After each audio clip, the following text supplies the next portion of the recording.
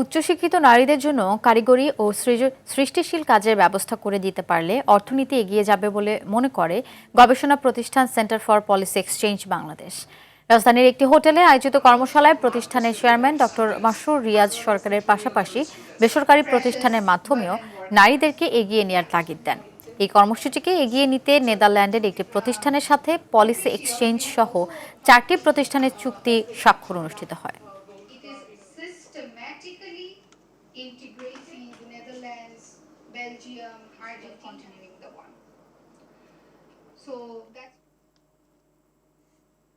Technology এবং innovation driven ইকোনমিতে যেতে গেলে যে মানে আপনার যে স্কিলসটা প্রয়োজন হয় তার মধ্যে সবার আগে হলো stem skills, science, technology, engineering, mathematics, medical, এই ক্ষেত্রগুলো স্টেম ফিমেল গ্র্যাজুয়েটদের নেওয়ার প্রয়োজনীয়তা এবং সেটার জন্য যে পলিসি এবং প্রাইভেট সেক্টর ডাইনামিক্সে চেঞ্জ আনার প্রয়োজন, সেটা নিয়েই ছিল আজকের আলোচনা।